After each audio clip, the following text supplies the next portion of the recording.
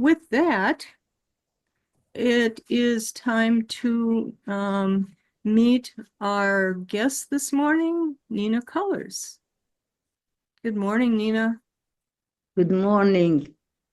And Nina was born in Kataman, West Jerusalem during the British Mandate.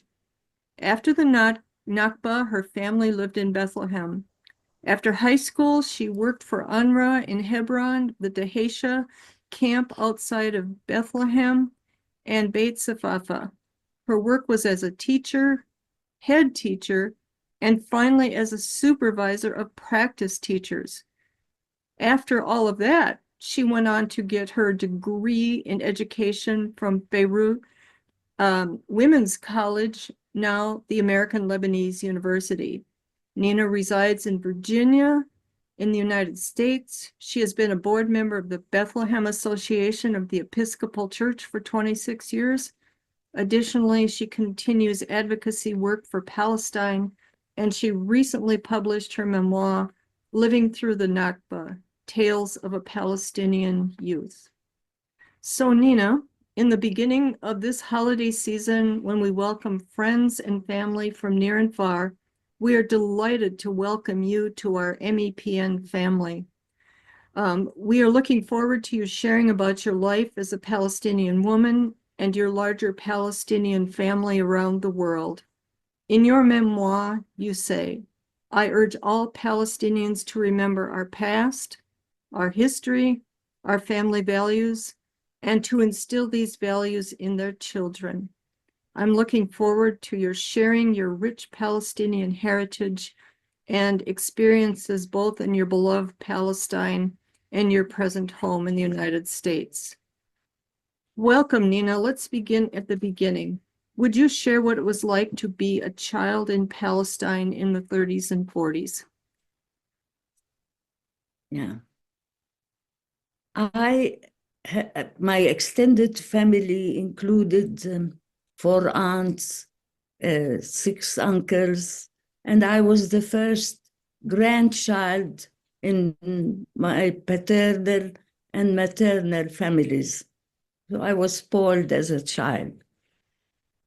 My parents lived very close to each other, and after they got married, in the old city of Jerusalem, those of you who have been to Palestine, Israel would, I'm sure, would have gone to the old city. And they lived about maybe 10 minutes walk away from the Church of the Holy Sepulchre. And so, the old city was divided into 4 quarters. The Christians had 1/4, the Jews had 1/4, the Muslims had 1/4, and the Armenians had the 4th quarter. And people lived during the Ottoman regime. There was harmony and friendship among the different religious groups, and things were fine. Although I hear my dad especially complain about the fact that the Ottomans ruled with an iron fist, but nothing bad ever happened except the fact that the men were recruited to serve in the army, and that was prior to World War I, and some of them were also soldiers with the Ottomans during World War I. The conditions were not very good. They had famine, and he talks about, my dad would talk about his youth as being a little harder than ours at the time. My parents got married in 1935. And then they moved, like all young people, out of the old city. It was, the old city was crowded and drab, and the young people wanted to live in the suburbs. And Katamon was a well-known suburb west of Jerusalem. And there they dreamt of raising their family. Education was on top of their list. They wanted their children. There are three in my family. I'm the oldest. I have a sister and a brother who is, both of them are younger. Education, like I said, was very important to them. Both my parents did not finish their high school because they lost their fathers. And even though the rest of their family, like my mother was the middle child, she had a sister older than her and one younger. Both of them went to English. One went to a British school and the other to a German school. A lot of the missionaries in the Middle East would have their presence was mostly seen in erecting schools, especially for the Christians, and some of the Muslims went to the same school as well. And education was much favored by the Palestinians early on. After World War I, the British came mandates over Palestine, and they were there until 48. During that period, the life became better for most of the Palestinians.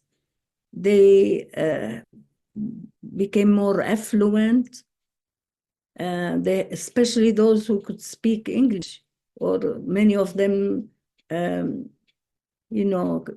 spoke good English, and those who did were given good positions by the British government. And in my family, a lot of my relatives had high positions in the British offices and to run the country, actually. So life was good, and in fact, people referred to that period between the two wars as the high life, where people, especially those who went to the suburbs, started building and acquiring nice furniture, and schools were everywhere, that people put emphasis on education. And that's what happened to my family. Their priority was to get their three children to go to a school. And in fact, my mother spoke quite good English. She could communicate, and she would talk to us in English. Especially, I remember when she'd look at us and say, behave in English. That was one word I learned early on. I probably was a toddler at that time. Anyway, I went to an English school. It was Christchurch. It's called London Girls' School. And the owners of the school and those who ran the school were missionaries from England. The purpose, I think, was to have that school to convert Jews to Christianity. So there were a lot of Jews in that school. And my best friend was Shoshana, a Jewish girl. And this was prior to the Nakba. After World War I, the Jews in Europe started coming into Palestine, first in small numbers. And the Jews, now let me tell you what the statistics talk about that period. About 80% of the population of Palestine prior to the Nakba is the catastrophe of 1948, most of the people then were Muslims. About maybe 10% to 12% were Christians, and the Jews of that period were about 8%. But they lived in harmony with each other, and during the Ottoman regime, and also for a while during the British Mandate. If you recall from history, after World War I, the Turks were defeated, and both Britain and France divided a large part of the Middle East, which was known as Greater Syria, which included Palestine, Lebanon, Syria, Iraq, and the northern part of Africa, Morocco, Algeria, Tunisia, Egypt, and Libya. These are on the northern part of Africa. Both the British and the French divided them and became mandate over the region. And the purpose was to help those natives, the indigenous people of the land, until they got their independence. And some of them did get through the years their independence. Can we, Nina, can we get back to your childhood? And I was particularly taken by the story of your last Christmas in Jerusalem and your family becoming refugees. And if you would share something about that, it would be appreciated. Good. I need somebody I get on a tangent sometimes. I need somebody to put me on the right path. Do that, please. You're always on the right path, Nina. Anyway, when the British were in Palestine, there were skirmishes between the Jews who came in numbers from Eastern Europe to the Holy Land, to their promised land, even though most of the Jews who came in, many of them at least, were not very religious, but they found that they could be, it was important for them to have their own state, and Palestine was the choice. And the British helped them come there, but there were not enough communication then, and so the British, the Jews, some of those gangs that were trained in Eastern Europe came and wanted the British to help into Palestine. And the British were torn between the Jews and the Muslim and Christians, the Palestinians, because they had promised both sides that they would do their best to help them. Anyway, there were these skirmishes started with a bombing of the King David Hotel, where a lot of officers were, their offices were in that hotel. And many of the Palestinians worked for them. So when that was bombed, about 90 people were killed in the King David, many of whom were employees of the British Christians from my family. Some people were also killed. That was a terrible thing. We all, as children then, we begged to go and see. Everybody wanted to see the demolished hotel. And when I saw that, it gave me a shudder to see how that rubble took the lives of many of the people from my family. And that was the beginning.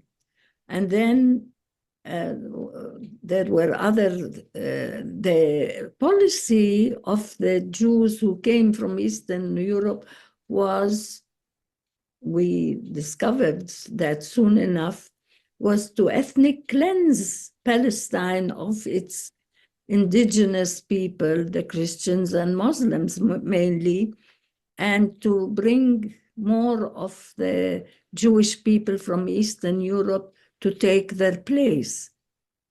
So this policy did not go well, definitely, with the Palestinians at the time. In 1947, the British were caught between the two sides, and they took the problem to the newly formed United Nations at the time, 47. And with the influence of the Jews who they were promised by the British to go to Palestine, to help them get into Palestine. With their help, they divided the land between the Jews and the Palestinians, giving a major part of the land to the Jews. And the Palestinians at the time they refused to accept the UN partition because it meant that they would be under the influence and be governed by, in some places, by the Jews who were coming from Eastern Europe. And that's that started the Nakba, we call it. Yeah. Excuse me, go ahead. Was that was your last Christmas in Jerusalem, is that correct? Yes. In 47, my family is a Christian Greek Orthodox family that goes back to many generations. And our Christmas, we follow a different calendar. Our Christmas comes a week after the Western calendar. They used the Gregorian calendar, whereas the West, I think, used the Julian calendar. But the point is, when just before Christmas, a hotel next to our house was bombed, and it caused a lot of glass to be shattered in our house, and we were terrified by that. And we didn't know what was causing that big sound. My father thought maybe it is an earthquake, but because he had experienced one before, but he said this is not much like an earthquake. So he took us out of our beds and put us in the corridor away from the windows. And that's when, I was not born then. That was Christmas, the Christmas picture. That's the cover of my, you have that picture. Yeah, this one. This was the last time we were in our home in Catamount. The Christmas tree, they used to tell us, Santa Claus comes and puts the ornaments, and if we're good, he puts a gift for us. We only had one gift. I got the doll. My sister had her gift was the stroller, because she had a doll of her own, and my brother got a scooter. These were the gifts that were given to us. And my grandmother in the old city then sent a taxi to our home with one of my uncles and said, don't come back until you get Nada, my mother, and her family with you. So we hastened to put some clothes in a suitcase, and my mother and I started to get my doll, and my mother said, no, we can't take anything to clutter Tata, we called my grandmother. Tata's house will be there for a couple of weeks and come home. You can bear to be away from your Christmas gifts for a short time, and we'll be back. So we left, and I left my beautiful doll that I've waited to get for quite some time. That was my, and I named her Shoshana, because Shoshana was the Jewish friend that I had. So I named her after Shoshana. And that was the last time we saw anything in our home. We went to the old city because it was supposedly a little safer there. And for 4 months, we stayed in my grandmother's first floor, where her dining room, her kitchen, and the toilet was. This is the old city. You know, the houses there are built over a courtyard. And in the courtyard, she had her plants, but it was like the Spanish style, an open space to the second floor where the bedrooms were. And then on to the third floor, now they have another addition to that house where my grandmother lived. But everybody was staying in the dining room. They moved the dining table to the side, brought mattresses, and there were sofas on both sides. And there is where we stayed for 4 months. No toys to play with, no books to read. We had to be quiet because the adults in the family were gathered around the radio, and the electricity was off. They brought in a car. My uncles were very scientific, and they did a lot of interesting things. They got a battery from a car and hooked it to the radio, and this is how they got the news. And we heard horrible news about the ethnic cleansing of the villages in Palestine, one after another. Those of you who are interested to know about that period in 1948, where the Jews took the land and committed all those atrocities, the Nakba, we call it. You can read Ilan Pepper's book, The Ethnic Cleansing of Palestine. Nina, unfortunately, our time is just flying by, and we have a whole life of yours to look at yet this morning. Wondering if you would tell us about being a refugee in Bethlehem, and then if you would tell us about your post-high school work. All right. Yeah. Well, we left after 4 months in the old city.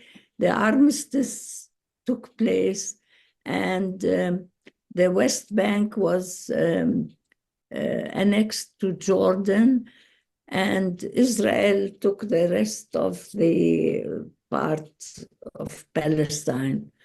That was the Nakba, we call that. We left, we knew we couldn't go back home. We left the old city and went to Bethlehem, first to Beit Jala and then to Bethlehem. And there we stayed there's a picture, I think, after that in Bethlehem. This is the Nativity Church later on. It's my brother and I and two of my girlfriends. We went, and there's where we had, first thing my parents wanted to do was to enlist us in school. We lost a year going from home to home. Luckily for us, and most of the Christians did not, we didn't go to the refugee camps. Most of the villagers who were displaced went into the suburbs of the cities, and the UN put them in tents and they had camps all over the West Bank. These the UN had tents for the Palestinian refugees to live in. They started schools for the children. They had health care, and they had ration to give them the main supplies to sustain them. The UN actually took care of 750,000 refugees who vacated their homes by force from Palestine and lived in the refugee camps. As you know, UNRWA has become very controversial in the last months. And yeah. I know that you worked for UNRWA, and uh, we'd love to hear about your work for UNRWA and anything you'd like to say about that organization. Yes, I have a very soft spot for UNRWA. If it wasn't for UNRWA, I don't know what would have happened to my family and to us at all. We lived in Bethlehem very meagerly because, lost everything. We had nothing. We didn't have money much, except what some of our relatives gave us. And the first thing my parents wanted was to put us in school. We went to private schools and used most of our money for education. And as soon as I finished high school, UNRWA was recruiting teachers just and trained them on the job. So I became a teacher in the refugee camp in Dheche, which is the outskirt of Bethlehem. We lived in the city, the town itself. And then I became a practice teacher. No, I became a principal of the school in Beit Jala, which is a little town um, north of Bethlehem. And then I became a practice teacher supervisor back to Dhesh. So I worked for UNRWA for 9 years. And somehow they gifted me with a scholarship that took me to Beirut and to the American university, the sister college, women's college, BCW. And now it's become a university, and it's known as the Lebanese American University. That was in 63. And I was to be graduating in 67 from Beirut. And my life in college was really spectacular. Beirut was, they called it the Switzerland of the Middle East, the bride of the Middle East, has all these basic names. My 4 years in college were fascinating. I loved the area, I made friends, and a lot of my education courses were not that great because I already knew a lot, but the rest I had to get a bachelor's degree, and thank God that happened. Because in 67, the 5-day war, I had just finished school. We were in the midst of the final exams, and we had to leave the country because the Israelis occupied the West Bank. And those of who were living outside of the West Bank were not allowed to come back. They wouldn't let us go in. And through one of my professors, I was able to get, I won't call it, he helped me come to the United States And I spent a year with his church. This was the Church of the Brethren. And if you remember, during the Vietnam War, that those Anabaptist churches, the Quakers, the Church of the Brethren, the Mennonites, were conscientious objectors. This is the school. Now, this is the town of Beit Safafa, divided, this picture, divided into two parts. One was taken by Jordan, and the other was in what became the Israeli, Israel, actually. They divided the town into two parts, and this is a barbed wire that split the town, where people on both sides were related, but they couldn't communicate. And that was in front of the school. And we were not supposed to talk to anybody on the other side. And the only time they let the people communicate and walk, they paraded along the wired. I thought this picture was very significant because they could parade only when they had a wedding or a funeral. They could parade and talk to each other with soldiers on both sides of the fence until 67, when that was all, Israel calls it unified and became all part of Israel, and the West Bank was occupied.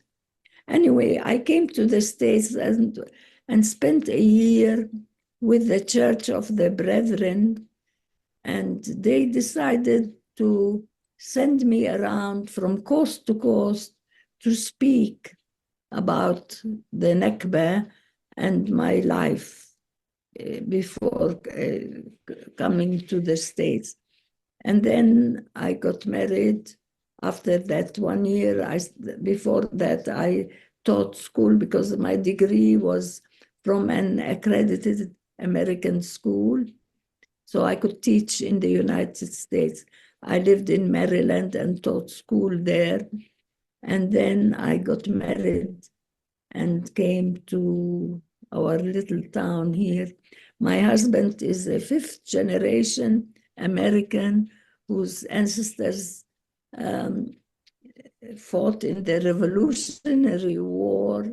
We live on a house, we live on a farm, and the house is built in 1840s, prior to the Civil War. So I have 4 children.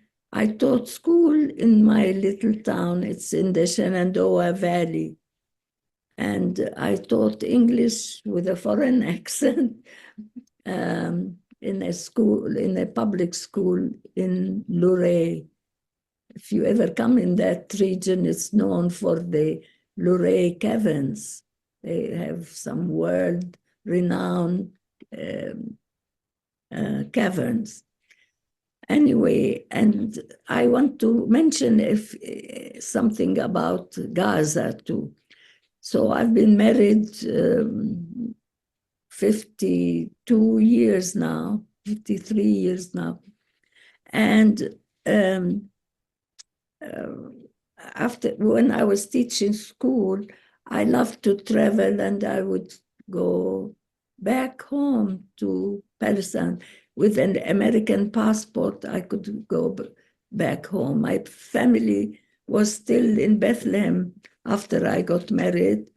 And then in the late 70s, I was able to sponsor them, and they came to the United States and lived in my town. My brother and sister are still living in Richmond. My parents since then passed away, and they had lived in our little town, Luray.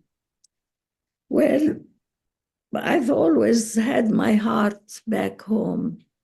I was supposed to teach at the teachers training center after graduation, but right after graduation, I was not allowed to go back.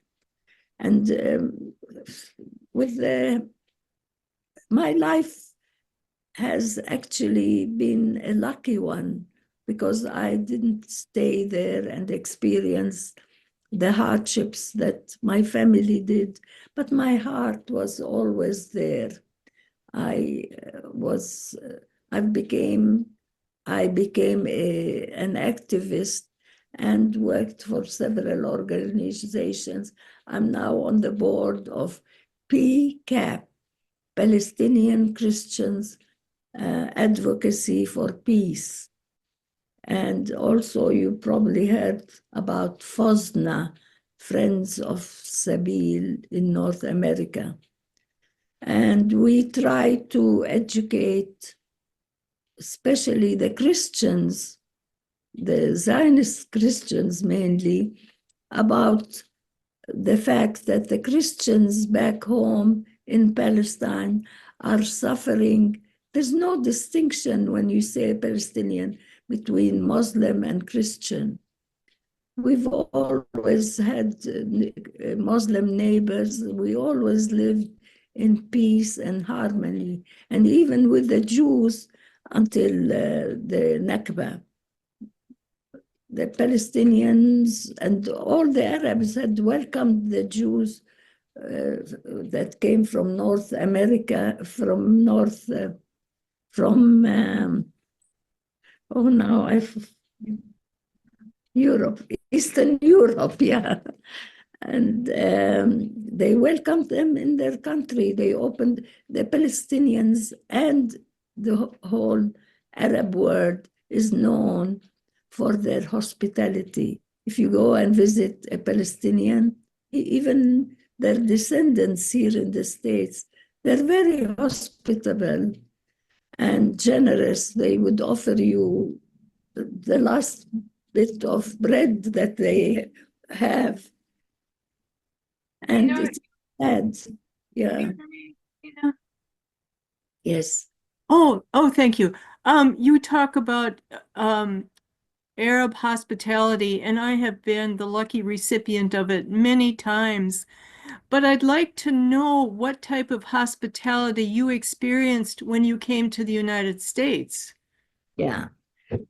I was lucky because I spent a year with the Church of the Brethren and staying in the homes of ministers. I spent a year going from home to home, and most of the people who would host me were ministers in the church, and they would schedule me to speak in their churches and schools and civic clubs, and I went from coast to coast that year. And the people were so friendly. I have never been separated from my family for long. I didn't know what, yeah, I didn't know how bad the situation was there. I knew that later my brother went to Kuwait to work. A lot of young people went to the Gulf states. And in fact, the Palestinians, everywhere they go, they flourish because especially the ones who are educated. There are lots of doctors who are Palestinians, and in the early 60s or so, a lot of young people who were educated would go to the Gulf states and send money home to their families in the West Bank. But then, of course, after the Nakba, when Israel occupied that, life became very difficult because they had checkpoints everywhere. My family would tell me that they couldn't go to Jerusalem sometimes. They had to go through checkpoints, and there were restrictions, and life was very difficult. And it got worse and worse when the settlers came. Now, the settlers were not there legally, as you probably know, but they continued to come in numbers everywhere and would take land that that belonged to the Palestinians. I'd like to say something about Gaza because I went for a visit there, and before I got married, when I heard about the situation there, I thought, once I become a citizen, I want to go and do volunteer work in Gaza. That was my purpose, my things to do that. But so when I went there, we had a relative who, the Tarazi family, who never left the area. They owned citrus fruit orchards, and they stayed after 48. And the rest of the people in Gaza, many of them, were the villagers that lived in the southern part of Palestine and were displaced in 1948. So they all flooded the Gaza Strip. And many of them were put in the refugee camps there. But the people the Jews, I say Jews, Israelis, who ethnic cleansed that region, those villages, came and settled there, the settlers, in their homes, in the homes of these Gazans now. But they came from the villages, and they could look across and see them in their homes and living a good life. The water was always diverted to help the settlers, while the Palestinians in the camps did not have anything. And if it wasn't for the UN that helped them have a living, at least they gave them food and schools and medical care, and continued to do that through the years until they got fed up with. I'm a pacifist, and I've learned to be a pacifist now since my affiliation with the Church of the Brethren, even though I belong to the Episcopal Church here in my town. But I do not believe in violence. Violence never settles things.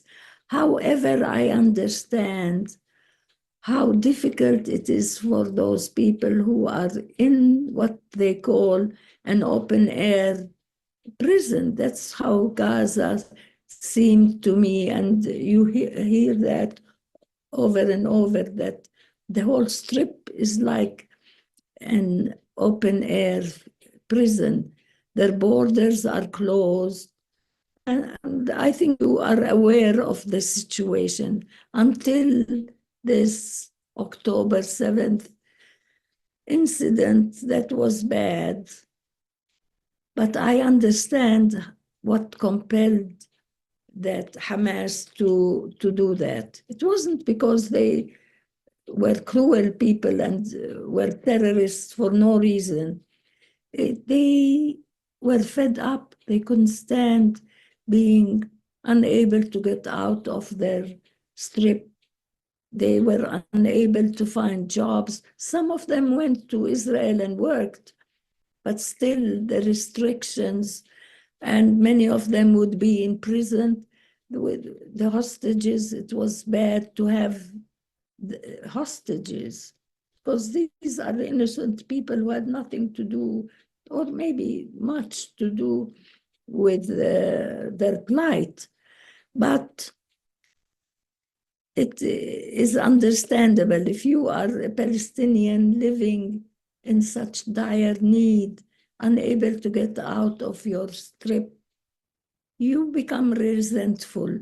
And this resentment continued to build up until they just got fed up. And and you know the consequence of that. It did more harm than anything. And now it is uh, escalating to the point where Lebanon is involved in that horrible ethnic cleansing. And this genocide is unbelievable. My heart breaks for those little children. And if Israel keeps harping on the fact that they do it for security, they have to take care of their own people, they are creating bitterness in the hearts of the third generation of Palestinians, those children who are going to look and see the rubble around them. Their parents are all buried under the rubble and will never be able to forgive. It's hard. Human nature is like that. They're causing, Israel is causing harm to its own people because people who are deprived and are and having these atrocities inflicted on them become bitter. And when you're bitter, you become, you want revenge. And that is not helping to solve the problem. I think I can go on like that. Nina, the time has just flown by with your very, very compelling story, your compelling life. And we need to move into the Q&A, and I understand there are many, many questions. Um, I would like to say that along with many of our participants, we've read the history in books, but you have done so much this morning to fill in and put meat on the bones of the books that we've read, sharing your life. I am so grateful for your time this morning. And I have to turn this. Unfortunately, I have to end our conversation and turn you over to Janet, but you will have a wonderful experience with Janet and the questions that have come in. So, all blessings, Nina. Thank you, thank you. And I would like to tell our audience that I will purchase a number of Nina's books and bring them with me to the next in-person event in January. And I will give them to you because I think her story needs to be told in the warmth and depth that she has provided this morning. So signing off now, and I'll turn you over to Janet, and she'll take good care of you. Thank you, Kathy. And if there's a way to get even more people to our in-person event in January, that will do it. A wonderful suggestion. If you aren't able, if you're not in the Twin Cities area and can't make that event, and you want to purchase her book, the link to the book, Living Through the Nakba, and Tom, maybe if you can Excuse me, I'm cover out on. of, I'm out of books. I'm Oh, thinking of adding a little more and printing it, but I promise you will be the first to get my newest version of the book. well, that I'm so settles that. And we're not surprised you're out of books. Nina, you do bring such an intimate um, closeness to the realities of what has been happening over these many decades. And we thank you for sharing your story. One of the lines that I wrote down that I have been saying, people are all saying Israel has a right to defend itself, blah, blah, blah. You said these children that are growing up under such occupation and oppression, they'll, quote, they'll never be able to forgive. And Israel can eliminate all the Hamas and Hezbollah warriors that there are, and there will be another whole army standing ready, at the ready. And that's the reality of it, and that's what makes this whole conflict so frustrating at the very least. So thank you for your comments. All right, now to the questions. The first one, and this is the one that came in during registration. Have you observed or sensed any increase in awareness or understanding of Israeli Jews toward Palestinians over the years? You had mentioned that one of your best friends was Jewish. That was many years ago, and there's been a kind of a turn. So in the last decade, for example, what has been your experience with Israeli Jews and their understanding of events there in Palestine and Well, Israel? yeah, some of the Palestinians who are living there, I had difficulty since 67 when the Second War closed them in more. They had to have, they were restricted. The checkpoints, I'm sure everybody had heard about them. You know, people who would be wanting to go to a hospital, to a specialist, had to stand in line in the heat. And in Gaza, when I went to Gaza, the border was closed, and I saw this shoot. I know here I live around farms, and they call it a shoot, where when they take their cattle to town, they go through that onto a pickup truck, and it Oh, takes them to. by shoot, you mean Chute, right? Not Shoot? Yeah, Got and it. that the people would be herded into that chute and in the heat and all that. And we'd see pictures of older women, you know, hardly able to walk the distance because until they cross those borders to the other side. And then everything that you need to do to your house, if you want repairs, if or even lately, they come in the middle of the night and say, this land is our promised land. They evict you from your home in the middle of the night, yank your children out of bed.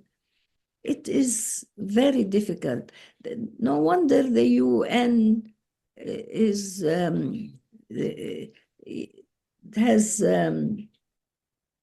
that doesn't condone, of course, what Israel is doing, and is now, especially since this genocide, they are going to punish those who have caused all this to happen. But even before that, what triggered this war is, I can speak for days about what stories I hear about the difficulty. In Bethlehem, there's a family, I don't know, maybe some of you have heard of them, the Tent of Nations, they call that, where they have volunteers who come to work, and they've seen that. And Israel don't want anybody to know how immoral they can be towards the Palestinian. So by doing that and bringing in volunteers from the United States, and so it's showing what is going on, and that doesn't go well with them. It's very difficult to live under occupation. Yeah, well, thank you. Let's move on to the next question. You mentioned bombing in 1947. What country was doing the bombing? It wasn't a country, it was the gangsters. They were not Israeli then, 47. It was, I mentioned the King David Hotel and bridges. They were, uh, all these skirmishes were against the British because they're not doing what they promised to do, is give them the land easily. They were Zionists, were they not? Who were Yes, doing the, yeah, okay. the names, the Haganah, the Stern, the Irgun, they're gangs of people that were supported by the rich Jews all over the world. They got their money and they got their weapons from outside. And they were not only, their intention was to clear the land of its indigenous people and take over. That's simply as this. Thank you. Next question, and this is actually my question. What kind of reception did you get when you were speaking to groups many years ago? I'm interested in the contrast of how Palestinians who object to the genocide are being received today versus when you were speaking, you said the Church of the Brethren had you speaking to groups. How were you received as a Palestinian and talking about what was going on there? This will be in the edition of my book. I have all these documented, but I'll tell you, I went from home to home and the people were very kind to me and all that. And they would schedule me in schools. And the kids in schools, they'd have an assembly, mostly high school, and they'd ask questions and they didn't know much. And I would talk about not only about the problem, I talk about the role of women in the Middle East, religions of the Middle East, schools, teenagers and what they do, things like that. They were interested not as much of the politics. And then I would go to another district, and the district manager of the church would send a brochure to the churches around.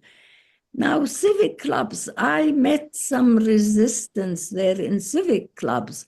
I have a document to show that. In Pennsylvania, there was a Kiwanis club where this gentleman said, oh, all the things she's talking about is not true. I was there. There were no refugees. The Jews would never take refugees, make refugees out of people and all that. And those who were invited me to speak got a little embarrassed, and they told me later, this gentleman is not a member of our group, and we apologize. I said, no, that's good. That shows you that a simple speaker like me is threatening them, that they have to falsify what I very mildly mentioned. I'm not, they even told the church, why would a peace-loving church sponsor an Arab? They didn't call me Palestinian in those days, just an Arab, would sponsor an Arab to spread propaganda. We are getting those questions still, aren't we? Yeah. Now I'm bored. But see, I was afraid. My family was in their hands back home in Bethlehem, and I was really worried. But then I said, I feel I have a duty to say, to tell the truth of what happened from my experience, if not anything else. Yeah. But now, even now, they still do that, and yes, it's worse. But things have changed now. People are more aware. I am so proud of those young students in the colleges all over the country, in Europe as well, who have seen the truth, and the truth did set them free. And they are very pro-Palestinian. And the flag of Palestine, I have a friend who is Portuguese, and she said in her country, she went to visit their Palestinian flags on the statues in Lisbon, all over in Portugal, their Palestinian flags. People are starting to understand and sympathize, and the truth is emerging. and hopefully will change the equilibrium of the situation. Also, I'm glad Go that ahead, Nina. Go ahead. ICC is now going to punish those who have committed all these atrocities on both Yeah. sides.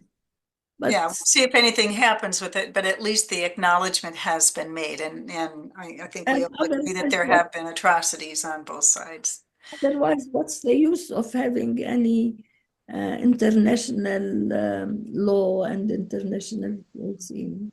Yeah. Yeah. Thank you for that. We all grew up thinking that the book Exodus was the truth. Yeah. And so yes, there is a lot more information. That's one of the good things about social media. The truth has been coming out. We just need to tell our politicians about this, don't we? All right, next question. This is a very personal one, Nina. What year were you born? And have your children visited Palestine? If you don't want to respond, that's up to you. Uh, Now I don't mind. I never wanted my students to know how old I am because they tell me, oh, my grandmother is an old lady. She's 55. And I was that when I was teaching, I look younger than I do. You're lovely. No, I'm 88. Wonderful. And have your children visited I Palestine? was born in 36. Yeah. Have your Now, children visited Palestine? yeah. Nina, have your children visited Palestine? That's the next question. Yes, I took them in the year 2000. I took my three daughters and I took them to Greece as well. And they were shocked. I didn't talk much about my background then because they didn't even like their names. They had Arabic names and I have an accent and they wanted me to blend in with all the mothers of their friends who wore jeans. I never could wear jeans because when I was growing up, you only wore jeans when you went on a picnic. I didn't change my ways. And as a proof of that is my accent. That's how I spoke when I was in elementary school. And